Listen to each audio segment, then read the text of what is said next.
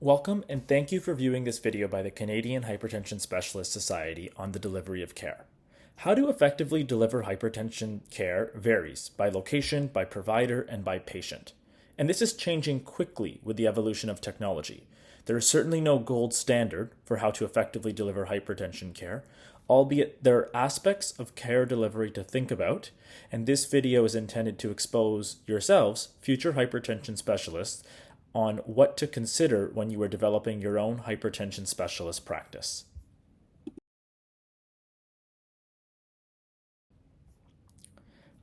This video is recorded by myself, Dr. Sachin Pasricha, who is currently a hypertension fellow from Toronto. Certain disclosures of note are listed on this side and include non-industry positions with the Canadian Society of Internal Medicine, Hypertension Canada, Canadian Hypertension Specialist Society, non-industry funding from the AHA, PSI Foundation, and Royal College, and industry funding from Boehringer Ingelheim, AstraZeneca, Medtronic, and GoodSelf, which is a healthcare company focused on social media platforms. Special thanks goes out to the editors of this video who helped conceptualize the content that went into it and also edit it thereafter, those being Dr. Jennifer Ringrose from the University of Alberta, who is the current president of CHESS, Dr. Alexander Logan, who worked as a University of Toronto as a nephrologist and hypertension specialist, and Dr. Raj Podwell, one of the founders of CHESS and director of the University of Alberta Hypertension Clinic.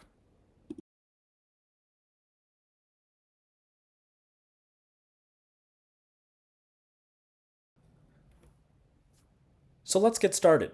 You might be wondering, why does running a hypertension specialist practice even matter? Isn't everyone's blood pressure controlled? And the short answer is no. The proportion of US adults, as per NHANES data, with controlled blood pressure actually declined from 47% in 2013 and 14 down to 40% by 2021 to 2023. Naturally, you're probably wondering, how do us Canadians fare? Well, the Canadian data is also showing declining numbers of people with controlled hypertension. Specifically, from 2007 to 2009, our hypertension control rate was 69%, and this has declined coming up to 2018 to 19 down to 64%. Thus, there's a falling proportion of adults with controlled blood pressure, and creating effective delivery of care platforms through a combination of primary care and specialist practices is critical to improving these declining trends.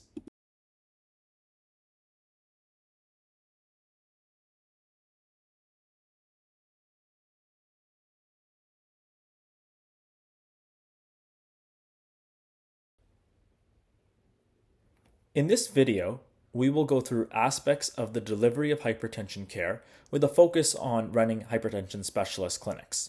We will focus on clinic structures, incorporating BP measurement techniques, telemedicine advances, protocolization, and finally, how to account for the social determinants of health in running your practice, which is incredibly important to hypertension diagnosis and management.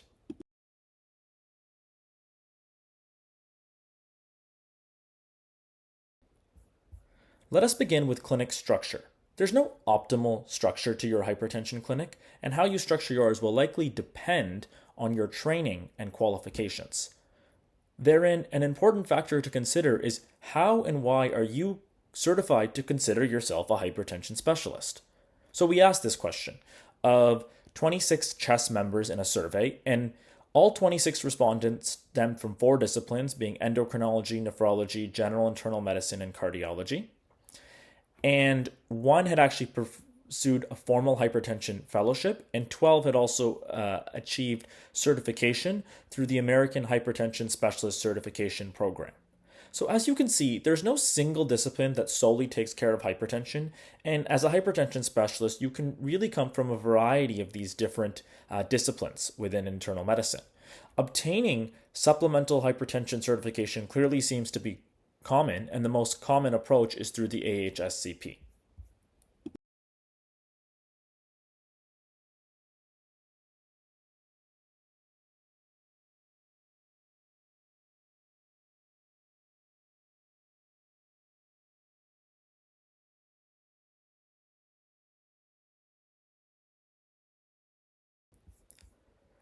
Another aspect of a hypertension clinic to consider is whether you as a practitioner will practice in a solo practice or in a group practice.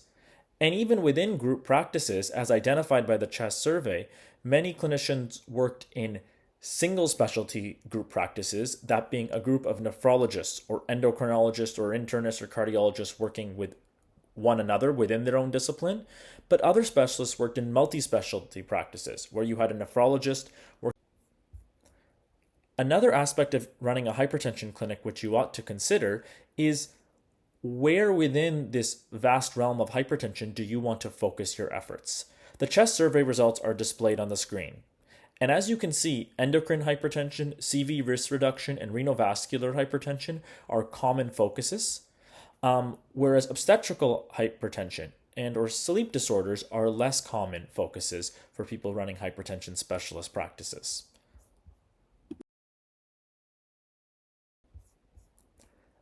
As with any area of medicine, where your referrals come from will have a large impact on the patient population you inevitably see. So that is an important factor to consider when you're developing your hypertension specialist practice. In the CHEST survey, we asked respondents where their referrals came from, and 40 to 100% of referrals came from primary care providers, 0 to 40% of referrals, depending on the provider, came from the eMERGE, and 10 to 80% came from other specialists. So you just have to consider, where do you want your referrals to come from? And specifically, do you want to accept referrals from the emergency room directly or not? Because that will inevitably have an influence on the patient population you see.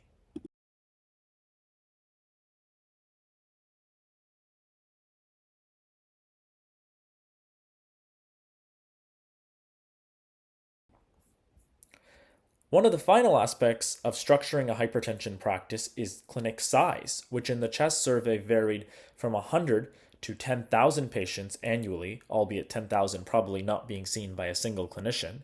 And similarly, which allied healthcare professionals you are going to have in your clinic is something to consider. Specifically because these allied healthcare professionals can actually achieve additional hypertension certifications, which you may or may not want them to. Those being Hypertension Canada's professional certification program as an example, or the AHSCP that was mentioned before runs a certified hypertension clinician program targeted at primary care providers or allied healthcare providers.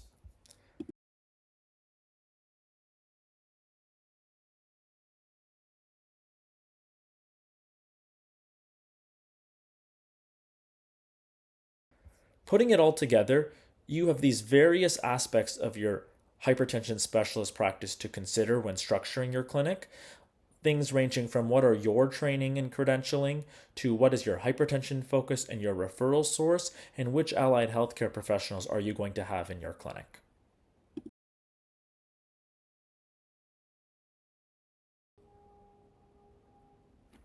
Let's move on to BP measurement tools, which is clearly an important practice of running a hypertension specialist clinic.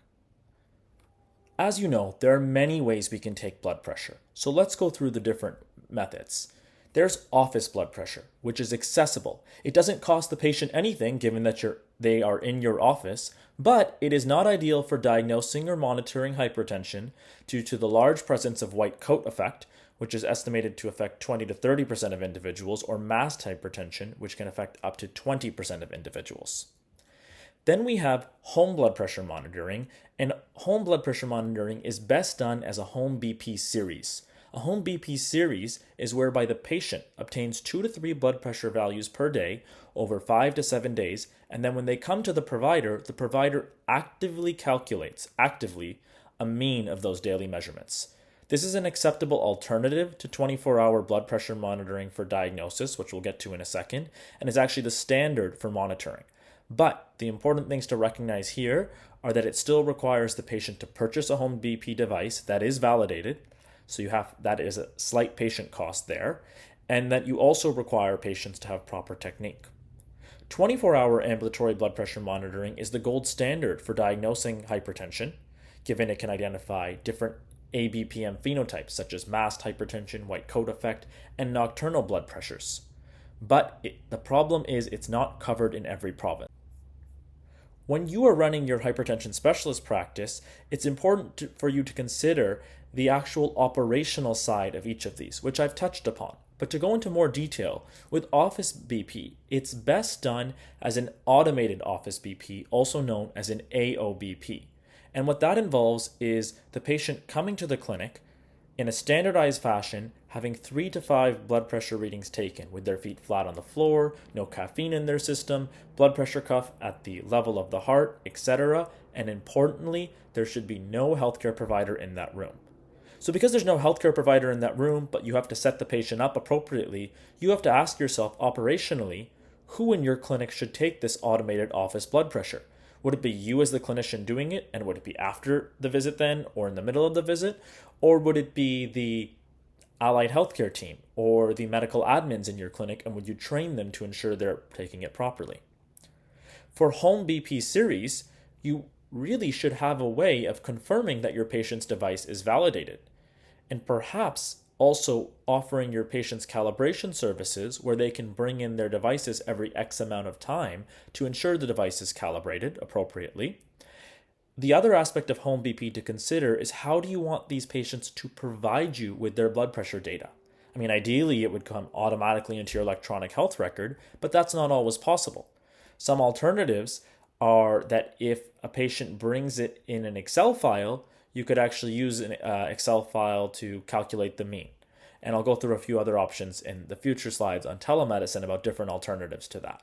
The other thing about home BP series is ideally you have the blood pressure before, or those blood pressure values before the patient's clinic appointment, but often in reality we don't. And then there's 24-hour ABPM, and there's lots of operations to consider for this diagnostic modality. One, as I've already alluded to, is the cost. It's not funded in every province, so you need to figure out, especially if you're in a province where it's privately funded, how many monitors do you actually want in your clinic, and or how are you going to charge patients for it, or are you going to find a way to charge third-party insurance for it, or are you going to charge patients and provide them with documentation to get reimbursed by their insurance? This is something you have to consider. Patient instructions are important for ABPM. A lot of patients might ask questions like, can I shower with this device? And the answer is no. Typically what we'll say and suggest to patients is you take it off for a shower, or the simplest thing is to take a shower before picking up the monitor and then take a shower 24 hours later after removing the monitor.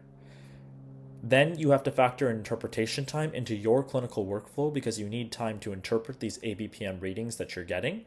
And finally, you need to factor in, usually from your technician who's setting up and taking down the monitor for patients, time for them to clean the equipment between patients because that's important. And finally, with 24-hour ABPM, you want to consider who you're going to use it for. A lot of providers will use it to pick up masked hypertension, white coat effect, but will you also use it to identify what nocturnal blood pressures are? Particularly if someone has nocturnal non-dipping, perhaps this is a useful test to ensure you're getting 24-hour blood pressure control because there's no other way to pick up what the nighttime blood pressures are. Or what about evaluating autonomic dysfunction and labile BPs? This might be another reason you want to use 24-hour ABPM. So the operational side of taking these BP measurements is an incredibly important part of your clinic to think about when you're setting your clinic up from a hypertension specialist lens. Just a few other notes on the home BP series, because in recent guidelines, specifically from Hypertension Canada and the American guidelines as well, both being published in 2025, home BP monitoring has been gaining increasing attention. And this review by Liu and colleagues does an excellent job at summarizing the issues pertaining to home BPM. One of the most notable things that they state is that home BPM is a vastly underutilized approach. And that's important to recognize because there's several advantages to home blood pressure monitoring. Specifically, it can enable self-titration of medications by patients. It can improve overall blood pressure control across the US is what they conclude, but probably in other countries. Speaking of validated devices, both Hypertension Canada and the US counterpart Validate BP produce lists of devices that are validated for clinical use, and you would want to have these devices in your clinic if you're doing 24-hour ABPM or. Let's move on to telemedicine. Telemedicine is permeating many aspects of healthcare, and hypertension is no different. This article by Raj Podwell and Peter Wood astutely and effectively summarizes the landscape of telemedicine's interaction with hypertension care here in Canada. And the first way they highlight that telemedicine interacts with hypertension is through virtual care. And virtual care is, in essence, taking those in person clinic visits and making them virtual, either through cell phone or video platform. The advantages being that it is potentially more efficient and convenient for patients, and it also reduces infection risk. But the challenges of this virtual care are, well, internet connectivity, and obviously you need a patient and or caregiver who's technologically literate, and there are cybersecurity implications to consider. Finally, of course, one of the biggest limitations with virtual care is that there is, in essence, no physical exam.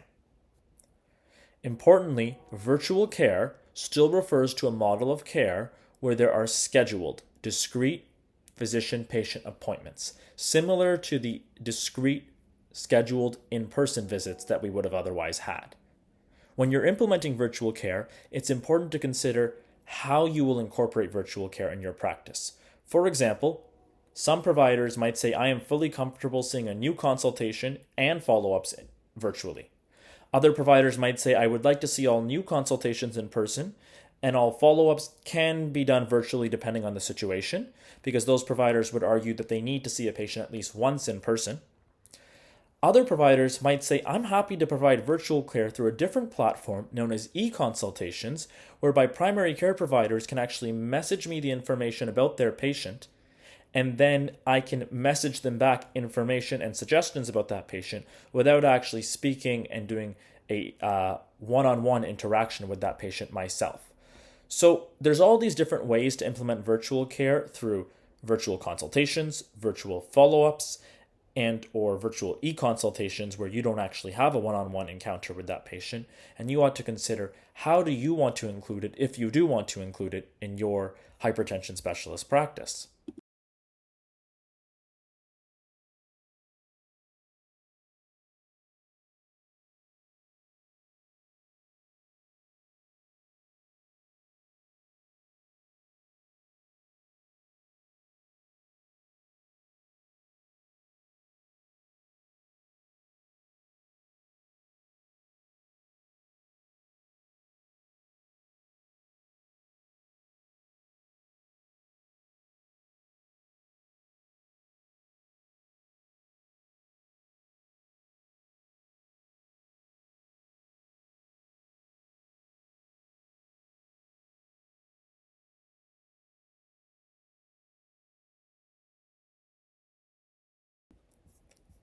Home BP telemonitoring is something slightly different. Another way this is referred to is remote clinical monitoring. And this is different because it enables continuous access to a patient's blood pressure recordings, whether there's a scheduled visit or not. So importantly, when I say continuous access to the blood pressure readings, that's referring to the access to the blood pressure readings, not the readings themselves. And I mention this because now there are cuffless BP devices that would take blood pressure readings more frequently, but these cuffless devices are not yet validated for clinical use. So this article by Podwell and Wood actually shows the typical process through which home blood pressure telemonitoring systems work. Ideally, patients would use a clinically validated device that then uploads the data to their smartphone application, which in turn sends it to a cloud-based server that integrates it directly with the clinician's EHR. Those are the 4 steps, and this is the ideal process. But as you expect, there are ways this process can break down. On the patient side, incorporating BP readings into the smartphone requires the patient to use a smartphone and a BP device that are compatible with each other, which not all are. Then there are security risks that are relevant when transferring data from the smartphone to the cloud-based server. And like I said, ideally that cloud-based server would integrate into the EHR to optimize efficiency, but often this does not yet happen. So you can see what the ideal way home BP telemonitoring would work is, but we're not yet there fully.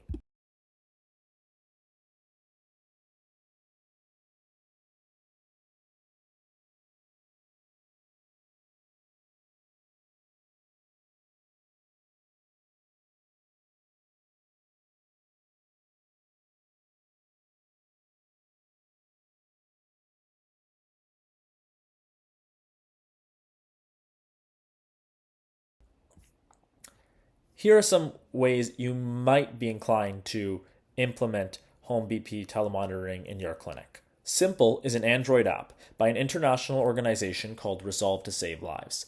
And this app is actually particularly being used in hypertension clinics in low to middle income countries, where providers are actually seeing over 100 patients per day.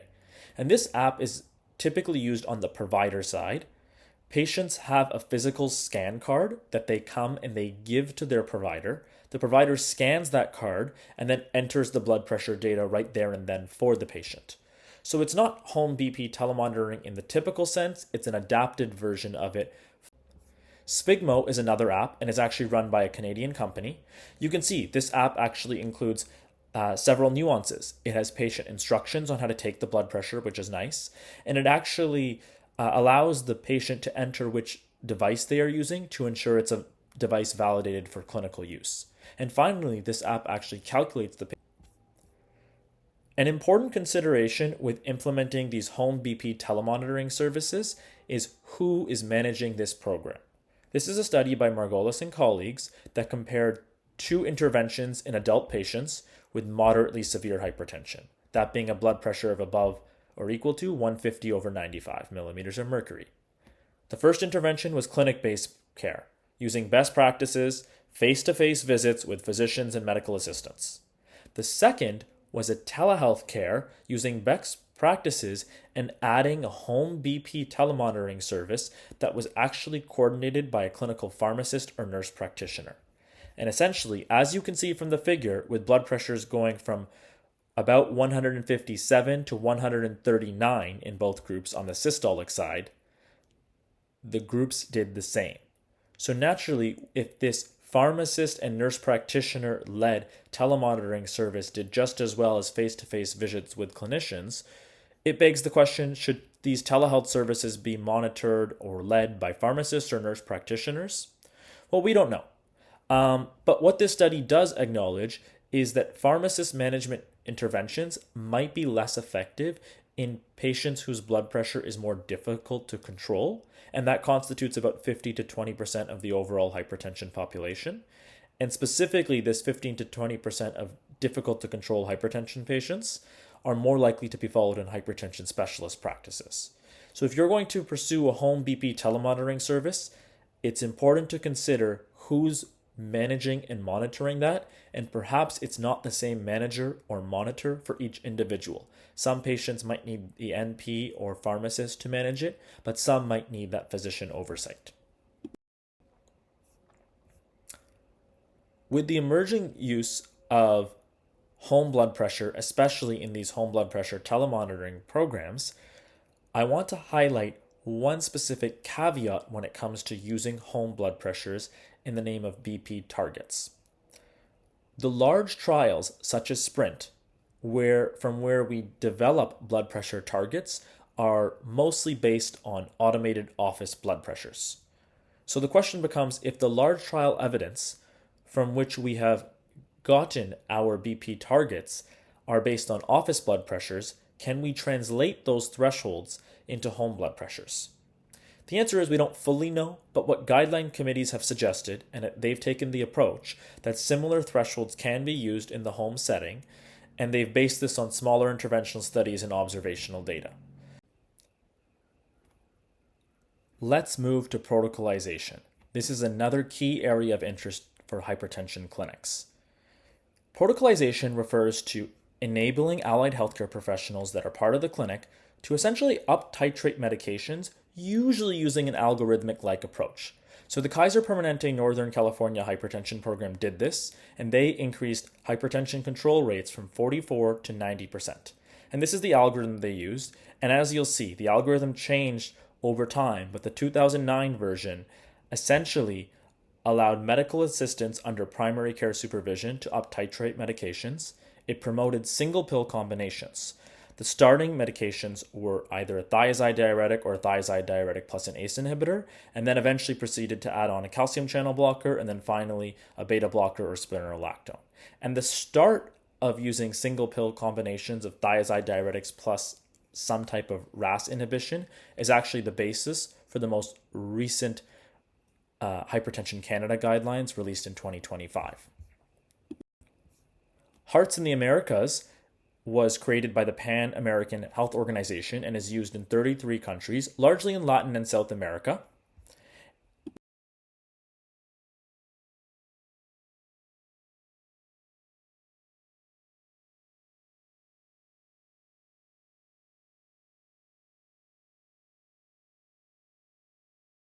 Specifically, this is a program that creates algorithms where providers are actually responsible for prescribing a medication strategy. So they have different protocols for different patient populations, for example, one for coronary artery disease, one for patients with diabetes, and so on.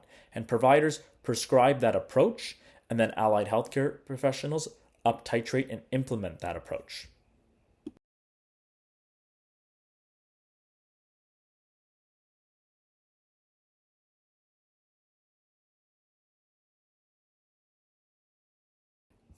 A very similar algorithm to those described in the HEARTS program actually comes from Canada by Dr. Ross Feldman and colleagues when they developed the Stitch Care algorithm for up-titrating antihypertensives. They started, again, with RAS inhibitors and diuretics, and then proceeded to include calcium channel blockers, and then added on beta blockers, alpha blockers, and spironolactone. Patients in clinics following this algorithm were actually 20% more likely to achieve blood pressure control. Another example of protocolization is in the post-discharge setting, and this post-discharge home BP monitoring program was developed by Dr. Karen Tran and colleagues in British Columbia. Essentially, they implemented home BP telemonitoring as an option for patients after discharge, after a presentation to the emergency room with asymptomatic hypertension.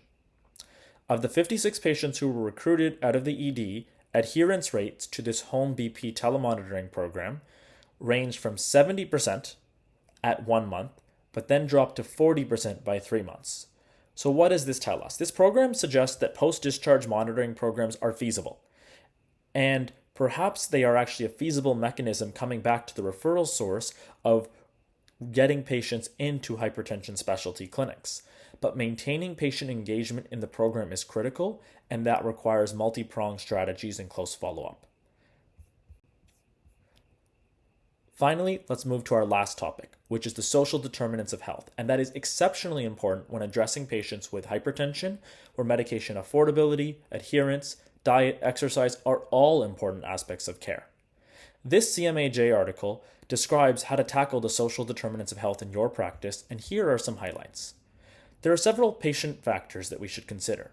First, we ought to ask questions in a sensitive way to allow patients to disclose sensitive information. Asking this question: do you ever have difficulty making ends meet at the end of the month? That question is 98% sensitive and 64% specific for identifying patients living below the poverty line. And identifying those patients living below the poverty line is crucial because we will identify those patients for whom our dietary suggestions might need modification or who might not be able to afford any paid exercise programs. Second, at the patient level, we should refer patients to appropriate social services such as a clinic or some community. Then there are practice level factors, and at the practice level, we can also advocate for large-scale improvements that improve the social determinants of health, or at least strive to. This was done in Quebec, where primary care providers actually advocated for a financial stipend for caring for vulnerable patients. This is another article that actually highlights social prescribing. So prescribing socialization as a targeted, modifiable factor that can improve these social determinants of health. So we all know that social isolation is associated with hypertension. Social isolation has negative influences on health-related behaviors, such as physical activity, smoking, and medication adherence. And this study from Japan actually reports an association between a membership in a social organization and a lower prevalence of hypertension. And another study, also from Japan, suggests that social participation is associated with better hypertension control among older adults. So the idea is consider prescribing socialization.